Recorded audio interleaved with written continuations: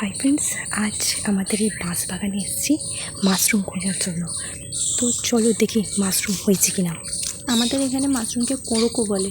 তোমরা জানাবে তোমাদের ওখানে মাশরুমকে আর কী বলে। এটা হচ্ছে আরও বড় হবে, এটা এখন ছোট আছে। আর এই দেখো এখানে দুটো আছে, এই দেখো। আর হ্যাঁ, সব মাশরুম কিন্তু খাওয়া যায় না, কিছু কিছু বিষাক্ত মাশরুমও আছে। তোমরা যদি প্রথম তুলতে যাও তাহলে কারোর থেকে জেনে তুলবে কোনটা বিষাক্ত আর কোনটা বিষাক্ত নয়। আমাদের এখন তুলে তুলে প্রায় অভ্যাস হয়ে গেছে, সেই জন্য আমরা খুব ভালো করে বুঝতে পারি যে এইগুলো বিষাক্ত নয় বা এইগুলো বিষাক্ত। আর হ্যাঁ, মাশরুম আর ব্যাঙের ছাতার মধ্যে কনফিউজ হওয়ার কিছু নেই।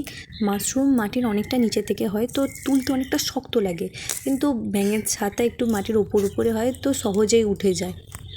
আর ব্যাঙের ছাতার পাপড়িটা নিচের দিকে কালো কালো হয়, মাশরুমের পাপড়িটা নিচের দিকে সাদা হয়।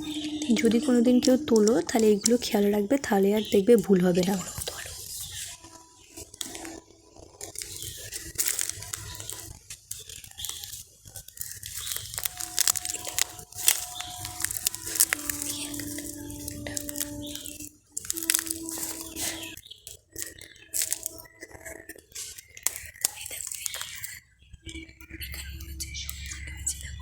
এগুলো পরে তুলবো।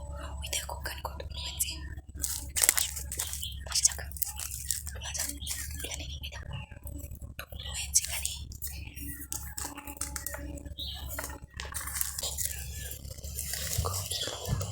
বড় হয়ে গেছে, এখানে আরো হচ্ছে।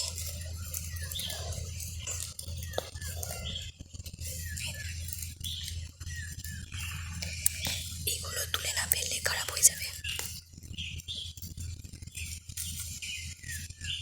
এটা উঠেছে না তো।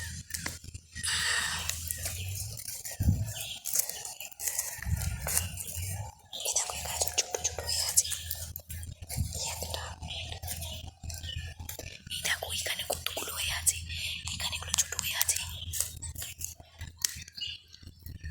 ধরো এগুলোকে তোলা যাক।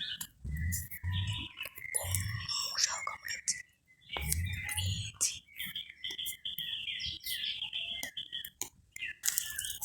এখানে কয়েকটা আছে।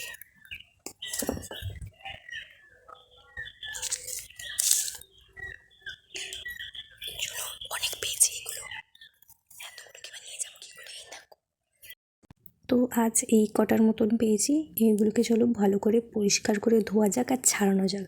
তো দেখি কী করে ছাড়াই। তবে হ্যাঁ, এখানে কিছু কিছু ফুটেছে আর কিছু কিছু ফুটেনি, কোনো ব্যাপার না, চলো ছাড়াই। এটা ভালোভাবে ফুটে গেছে। প্রথমে মাশরুমটার ডান্ডিটা থেকে পাপড়িটা আলাদা করে নিলাম।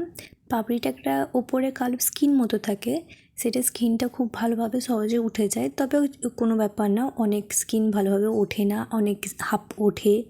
তবে এটার জন্য কোনো প্রবলেমও হবে না, স্কিন উঠুক কি না উঠুক। আর এই ডান্ডিটা থেকে যে মাটিটা লেগে আছে ওটা মাটিটা পরিষ্কার করে নেবে, আর এমনি নর্মালি কাট করে নেবে, মিটে যাবে। এরকমভাবেই সবগুলোকে আমরা কেটে নেব। তারপর ধুয়ে ভালো করে পরিষ্কার করতে হবে যেন মাটি না লেগে থাকে। যদি মাটি লেগে থাকে তখন রান্না করার পরেও কিন্তু কিচকিচ কিচকিচ করে মাটি। ধোয়ার পর নুন মাখিয়ে নেবে, নুন মাখিয়ে কিছুক্ষণ রেখে দেবে, এবার জলটা ছেড়ে যায় একটু। তারপর কড়াই দিয়ে দেবে না, আমরা একটু চিনি দিই যাতে একটু খেতে ভালো লাগে, নাহলে কেমন একটু খেতে লাগে, ওই জন্য একটু চিনি দেবো।